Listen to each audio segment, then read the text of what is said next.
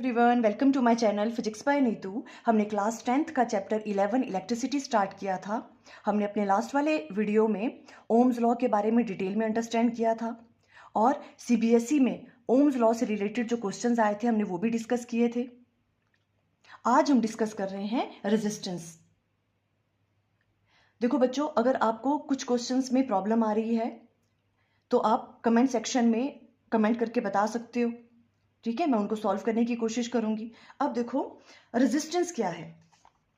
देखो resistance conductor की एक प्रॉपर्टी है जो क्या करती है, फ्लो ऑफ इलेक्ट्रॉन्स को अपोज करती है। फ्लो ऑफ इलेक्ट्रॉन्स कह सकते हो, फ्लो ऑफ चार्ज कह सकते हो, या तो फ्लो ऑफ इलेक्ट्रिक करंट कह सकते हो। देखो जब चार्ज फ्लो करता है तभी तो इलेक्ट्रिक करंट होता है ना। तो ये क्या है, कंडक्टर की एक प्रॉपर्टी है जो क्या करती है, फ्लो ऑफ करंट को क्या करती है, वो अपोज करती है, रेजिस्ट करती है फ्लो ऑफ करंट को। उसे हम कहते हैं रेजिस्टेंस। देखो इस तरह से इस चीज को अगर हम अंडरस्टैंड करें, जैसे मान लो ये आपके पास कंडक्टर है यहाँ पे, है ना, और कंडक्टर में क्या करते थे हम, यहाँ सेल से पोटेंशियल डिफरेंस यहाँ पे हम अप्लाई करते थे। अब उससे क्या हो गया, देखो ये वाला यहाँ पे पॉजिटिव चार्ज आ गया, यहाँ पे नेगेटिव। अब जो आपके पास कंडक्टर है, कंडक्टर में बहुत सारे फ्री इलेक्ट्रॉन्स होते हैं, है ना, तो वो क्या करेंगे, फ्री इलेक्ट्रॉन्स वो पॉजिटिव चार्ज की तरफ मूव करना स्टार्ट करेंगे जैसे आप पोटेंशियल डिफरेंस यहाँ पे अप्लाई करोगे। Clear, okay. अब देखो कंडक्टर में फ्री इलेक्ट्रॉन्स भी बहुत सारे हैं पर साथ में एटम्स और आयंस भी हैं, है ना। तो अब क्या होगा, जो इलेक्ट्रॉन जब एक पर्टिकुलर डायरेक्शन की तरफ मूव करना स्टार्ट करेंगे, फ्लो होने लगेगा इलेक्ट्रॉन्स का, है ना, तो वो क्या करेंगे, उनके रास्ते में बहुत सारे एटम्स आएंगे। देखो ये मैंने एटम्स राइट डाउन किया है, ये आयंस हैं, ये फ्री इलेक्ट्रॉन्स हैं, है ना। तो फ्री इलेक्ट्रॉन्स इस डायरेक्शन की तरफ मूव कर रहे हैं पर इनके रास्ते में क्या होगा, बहुत सारे एटम्स भी आएंगे और आयंस भी आएंगे। उसकी वजह से इलेक्ट्रॉन क्या करेंगे, उनके साथ कोलाइड करेंगे, ठीक है। अब कोलाइड करेंगे तो क्या होगा, उनका जो फ्लो है वो स्मूथ नहीं रहेगा, है ना। तो जो ये प्रॉपर्टी है कंडक्टर की, जो क्या कर रही है, जो फ्लो ऑफ इलेक्ट्रॉन को क्या कर रही है, अपोज कर रही है, इस प्रॉपर्टी को हम कहते हैं रेजिस्टेंस। क्लियर हुआ अब आपको रेजिस्टेंस क्या है। तभी हम कहते हैं, देखो जैसे जो गुड कंडक्टर होते हैं, है ना, जो कंडक्टर होते हैं उसमें क्या होता है, उनके जो मटेरियल होते हैं ना, वो क्या करते हैं, बहुत कम रेजिस्टेंस ऑफर करते हैं इलेक्ट्रिक करंट को पास करने के लिए, इसलिए वहां से इलेक्ट्रिक करंट क्या करता है, इजिली पास कर जाता है।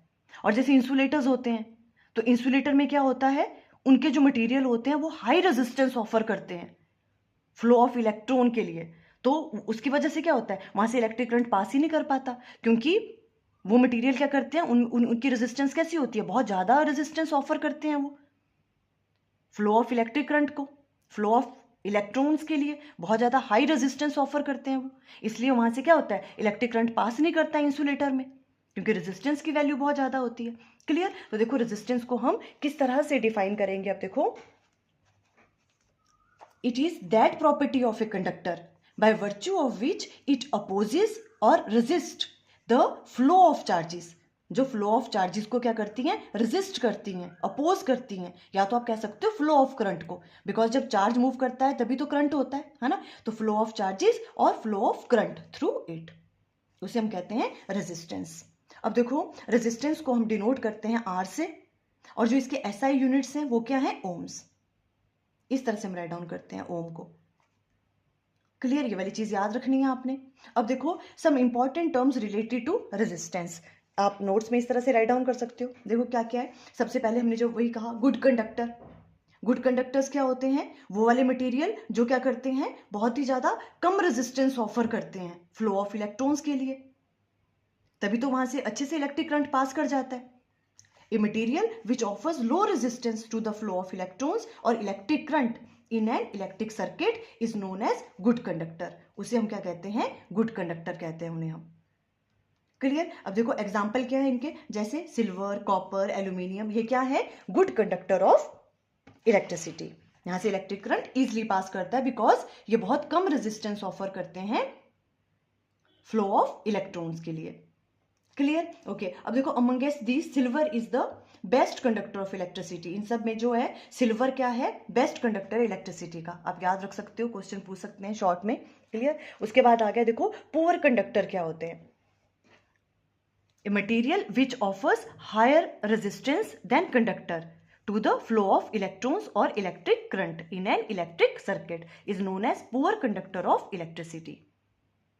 ये कौन से मटेरियल हैं जो कंडक्टर के कंपैरिजन में इनमें हाई रेजिस्टेंस ऑफर होती है, इसलिए इनको पुअर कंडक्टर कहते हैं। इलेक्ट्रिसिटी पास तो करती है बट ये पुअर कंडक्टर होते हैं, बहुत अच्छे से पास नहीं करती है। क्यों? क्योंकि जो इनका मटेरियल है वो कंडक्टर के कंपैरिजन में हाई रेजिस्टेंस ऑफर करता है to the flow of electron.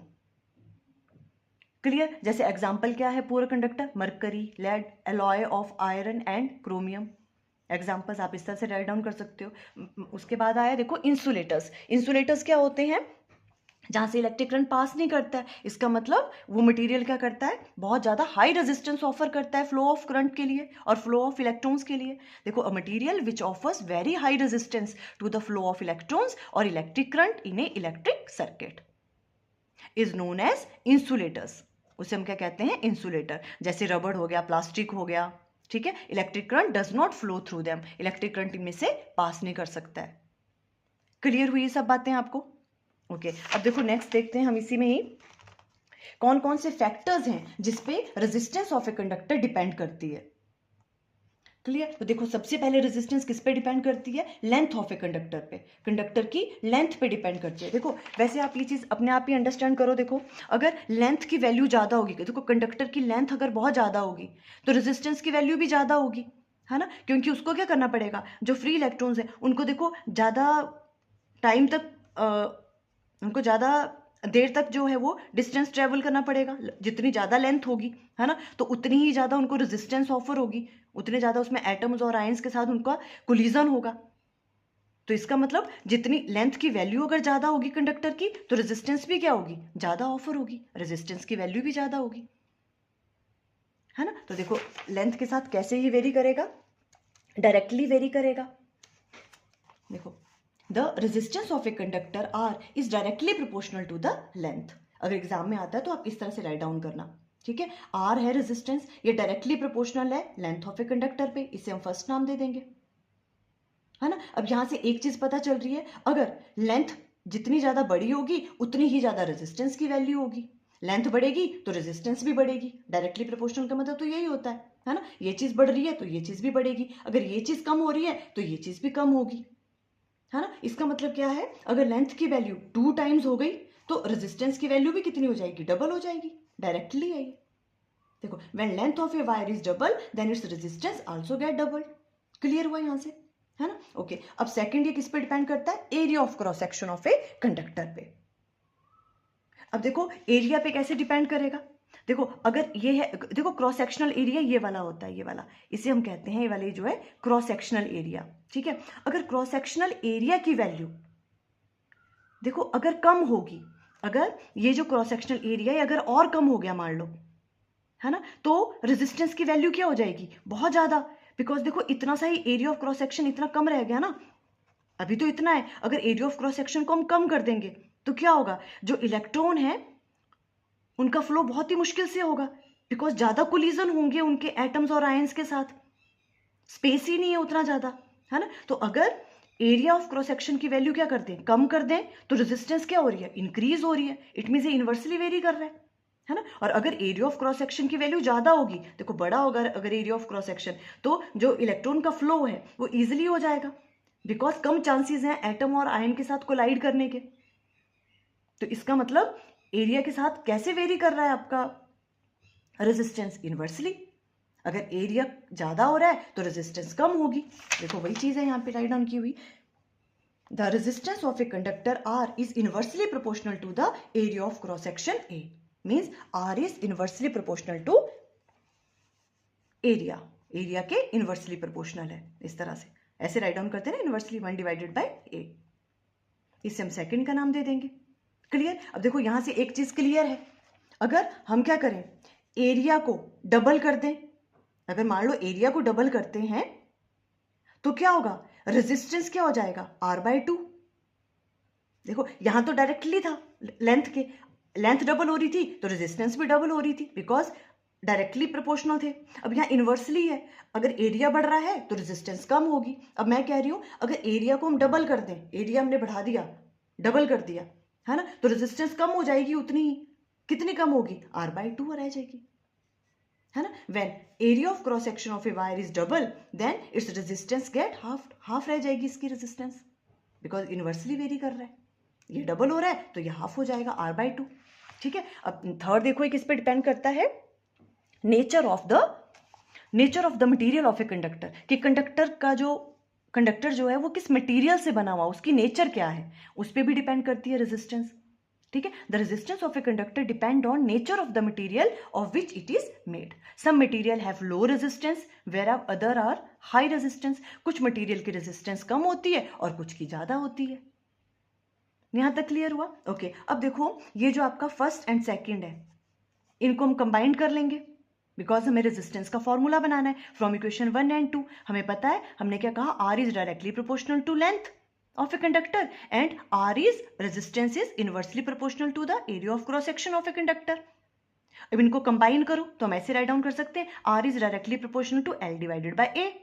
कोई प्रॉब्लम यहाँ पे? क्लियर, समझ आ रहा है ना। तो R equal to proportionality sign हटता है तो हम कोई कांस्टेंट इंट्रोड्यूस करते हैं, तो यहाँ पे आ जाएगा रो, इसे हम कहते हैं रो L डिवाइडेड बाय A। और इस रो को हम कहते हैं रेजिस्टिविटी। क्या कहते हैं हम इसको? Resistivity of a material of a conductor, where rho is called resistivity of a material of a conductor. ये कुछ बातें आपको याद रखनी है ना। आप नोट्स बनाते जाओ अच्छे से और इन टर्म्स को रिवाइज करते रहो, याद करते रहो। क्या क्या कहते हैं हम? रो क्या है? रेजिस्टिविटी क्या है? ये एक मटेरियल, देखो हर मटेरियल की जो है ना, ये मटेरियल की प्रॉपर्टी है, हर मटेरियल के लिए जो रेजिस्टिविटी की वैल्यू फिक्स होती है। अगर सेम टाइप के मटेरियल हैं तो दोनों की रेजिस्टिविटी क्या होगी? सेम होगी। अगर डिफरेंट है, ठीक है, अगर मटेरियल डिफरेंट हो गया तो रेजिस्टिविटी की वैल्यू भी क्या होगी? अलग अलग होगी। ये क्या है? Resistivity of a material of a conductor. यहां तक क्लियर हुआ? अभी आगे हम रेजिस्टिविटी के बारे में अच्छे से अंडरस्टैंड करेंगे, इसके यूनिट्स वगैरह कैसे हम फाइंड आउट करेंगे। क्लियर यहां तक? अब देखो एक बात आपने याद रखनी है, ये वाला फॉर्मूला याद रखना है, R equal to rho L divided by A। इससे रिलेटेड बहुत सारे न्यूमेरिकल्स भी हैं, हम वो डिस्कस करेंगे। ठीक है। रेजिस्टेंस निकालने का फॉर्मूला क्या होगा? रो L डिवाइडेड बाय A। अब देखो एक चीज आपने नोट डाउन करनी है अच्छे से। देखो हमने क्या कहा? R is directly proportional to L। अगर लेंथ बढ़ती है तो रेजिस्टेंस भी बढ़ेगी, अगर ये डबल हो रही है तो रेजिस्टेंस भी डबल होगी। और R is inversely proportional to area. अगर एरिया डबल हो रहा है तो R की वैल्यू क्या रह जाएगी? हाफ, बिकॉज ये इनवर्सली वेरी कर रहे हैं ये। ठीक है। अब कभी कभी क्वेश्चंस में आपके पास क्या होता है ना, डायमीटर गिवन है या तो आपके पास रेडियस गिवन है, आपको एरिया गिवन नहीं है। तो देखो हम किस तरह से करेंगे, जैसे कि मान लो इस तरह से आपके पास है ना, लेंथ आपको ये गिवन है, आपको R गिवन है, या तो आपको डायमीटर गिवन है, आपको एरिया गिवन नहीं है ना। ये तो वही चीज होगी जो हमने पहले डिस्कस की। अब हम क्या कह रहे हैं, now if area of cross section is not given but radius is given, radius wire का गिवन है, तो क्या करोगे आप? IR स्क्वायर करके एरिया फाइंड आउट कर लोगे, है ना। हमें पता है R is inversely proportional to area, area की जगह आ जाएगा πr square. It means R कैसे वेरी कर रहा है रेडियस के साथ? Inversely, square of R 1 divided bye R square. अब अगर मैं कहूं, अगर मैं रेडियस को डबल करूं तो रेजिस्टेंस पे क्या फर्क पड़ेगा? R/4 रह जाएगी, बिकॉज इसका स्क्वायर होगा। जब इसको डबल करेंगे, है ना, तो क्या हो जाएगा? R की वैल्यू क्या हो जाएगी? R/4। वैसे डायमीटर के केस में होगा, कभी क्वेश्चंस में आ सकता है कि अगर आप डायमीटर की वैल्यू को क्या कर दो? डबल कर दो। अगर डायमीटर की वैल्यू को भी डबल करते हैं ना तो रेजिस्टेंस कैसी रह जाएगी दोबारा? R/4। जैसे रेडियस होता है वैसे ही क्या किसके साथ होगा? डायमीटर के केस में भी होगा, है ना। बिकॉज देखो अगर हम ना डायमीटर बड़ा कर रहे हैं तो इट मीन्स रेडियस भी बड़ा हो रहा है, सेम थिंग ये दोनों। क्लियर? तो अगर डायमीटर 2 टाइम्स ज्यादा होगा, है ना, तो जो आपके पास रेजिस्टेंस है वो R/4 रह जाएगी। ये वाली बात क्लियर? इसको नोट डाउन कर लेना आपने। अब देखो नेक्स्ट है आपके पास इलेक्ट्रिकल रेजिस्टिविटी। देखो इलेक्ट्रिकल रेजिस्टिविटी और स्पेसिफिक रेजिस्टेंस, इसे हम डिनोट करते हैं रो से। अब देखो R क्या होता है? रेजिस्टेंस। हमने अभी कहा R क्या है? रो L डिवाइडेड बाय A। और रो को हम क्या कहते हैं? Resistivity, electrical resistivity. तो अगर इसकी वैल्यू फाइंड आउट करनी है तो रो इक्वल टू किसके बराबर आ जाएगा, R A divided by L, R A divided by L, ऐसे हम राइट डाउन कर सकते हैं इसको, कोई प्रॉब्लम है ना। बस ये सिंपल, ये वाला क्वेश्चन भी बहुत बार एग्जाम में पूछ लेते हैं, रिलेशन निकालो आर और इसके बीच में, तो आप ये वाली चीज राइट डाउन करोगे, है ना। और यहां से पूछ सकते हैं यहाँ पे रेजिस्टिविटी की वैल्यू फाइंड आउट करो, तो ऐसे हम फाइंड आउट करेंगे। रो इज कॉल्ड रेजिस्टिविटी और स्पेसिफिक रेजिस्टेंस। रेजिस्टिविटी को हम स्पेसिफिक रेजिस्टेंस भी कहते हैं। क्लियर है? ओके, अब देखो हम इसे डिफाइन कैसे करेंगे, रेजिस्टिविटी को कैसे डिफाइन करेंगे। The resistance offered by a wire of unit length and unit cross sectional area is called resistivity और स्पेसिफिक रेजिस्टेंस। देखो कैसे, देखो rho equal to R A divided by L है। अगर एरिया की वैल्यू क्या हो जाएगी, अगर हम यूनिट क्रॉस सेक्शनल एरिया लें यहां पे तो 1 मीटर स्क्वायर, और लेंथ की वैल्यू भी कितनी ले लें हम, यूनिट लेंथ ले लें, मतलब 1 मीटर, है ना। तो ये चीज कैंसल आउट हो गई, क्या बचा फिर आपके पास, आर। तो रो किसके बराबर हो जाएगा, आर के बराबर। रेजिस्टिविटी किसके बराबर हो गई, जो रेजिस्टिविटी है वो किसके बराबर होगी, रेजिस्टेंस के बराबर। कब, जब एरिया ऑफ क्रॉस सेक्शन कितना है, unit area of cross section है, और लेंथ भी कितनी है, यूनिट लेंथ है। उस टाइम पे जो रेजिस्टेंस ऑफर होगी उसे हम कहते हैं रेजिस्टिविटी। इसलिए इसको हम रेजिस्टिविटी को स्पेसिफिक रेजिस्टेंस भी कहते हैं। है ये रेजिस्टेंस ही, पर स्पेसिफिक वर्ड क्यों लगा दिया हमने, बिकॉज कंडीशन लग गई।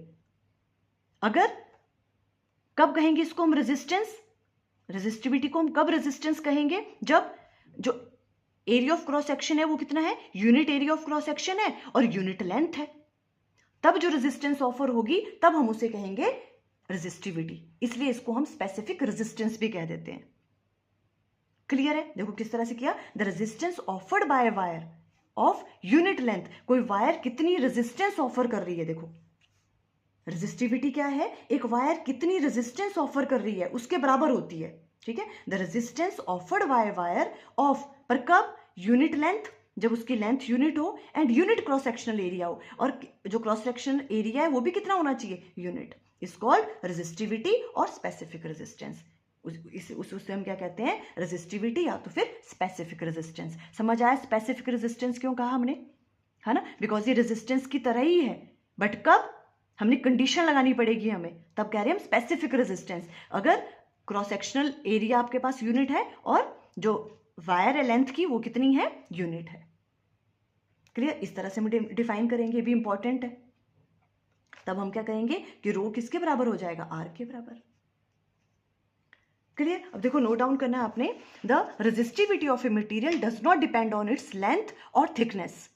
जैसे रेजिस्टेंस लेंथ और एरिया पे डिपेंड करती थी, है ना, बट जो रेजिस्टिविटी है वो क्या करती है मटेरियल की, ये थिकनेस और लेंथ वगैरह पे डिपेंड नहीं करती, but depends on nature of the material and temperature. Temperature पे और जो नेचर ऑफ मटेरियल है उस पर डिपेंड करती है। तभी हमने कहा था कि ये जो मटेरियल है, कोई भी मटेरियल है, उसकी एक रेजिस्टिविटी जो है फिक्स होती है, वो लेंथ या एरिया वगैरह पे डिपेंड नहीं करती है। क्वेश्चन पूछ सकते हैं, ठीक है। रेजिस्टिविटी जो है वो किस पे डिपेंड करती है, सिर्फ मटेरियल पे डिपेंड करती है। अगर सेम मटेरियल है तो रेजिस्टिविटी की वैल्यू क्या होगी, सेम। अगर अलग अलग मटेरियल है तो दोनों की रेजिस्टिविटी क्या होगी, अलग अलग। ये मटेरियल पे डिपेंड करती है रेजिस्टिविटी की वैल्यू। क्लियर? ओके, अब देखो अगर हम इसके एसआई यूनिट्स की बात करें, ये भी एग्जाम में बहुत बार आता है, ठीक है। SI units of resistivity find करो, ये होते हैं ओम मीटर। तो कैसे करेंगे, देखो इजी है ना। रो किसके बराबर होता है, R A divided by L, है ना। देखो आपको रेजिस्टेंस एक बार आ गया, ये वाला फॉर्मूला लर्न करना है, बाकी आपको खुद ही आ जाएंगे फिर, है ना। यहाँ से आप रो फाइंड आउट कर लोगे। रो क्या होता है, R A divided by L. तो देखो rho R A divided by L, rho के सॉरी आर के क्या होते हैं, रेजिस्टेंस के यूनिट क्या होते हैं, ओम्स। आर के ओम आ गए, एरिया के क्या होते हैं, मीटर स्क्वायर, और लेंथ के क्या हो गए, मीटर। 1 मीटर से 1 मीटर कट गया, क्या बच गया, ओम मीटर। तो रेजिस्टिविटी के यूनिट्स के आगे ओम मीटर। याद रहेगा किस तरह से डिराइव करना है, R equal to rho L divided by A, वहां से रो निकाल दिया हमने, R A divided by L. R के रेजिस्टेंस के हो गए ओम, एरिया के मीटर स्क्वायर, लेंथ के मीटर, 1 मीटर से मीटर कट गया, ओम मीटर। क्लियर यहां तक? ओके, अब देखो थोड़े से इसके बारे में हम बात कर लेते हैं। इंसुलेटर्स की रेजिस्टिविटी कैसी होती है, सच एज ग्लास, रबड़ etcetera have very high resistivity, बहुत ज़्यादा हाई रेजिस्टिविटी होती है इंसुलेटर्स की। और कितनी होती है? 10⁻12 टू 10⁻17 ओम मीटर। और कंडक्टर की कैसी होती है? इससे कम होगी, सच है silver, copper etcetera have a very low resistivity, बहुत कम रेजिस्टिविटी होती है, 10⁻⁸ टू 10⁻⁻6 ओम मीटर।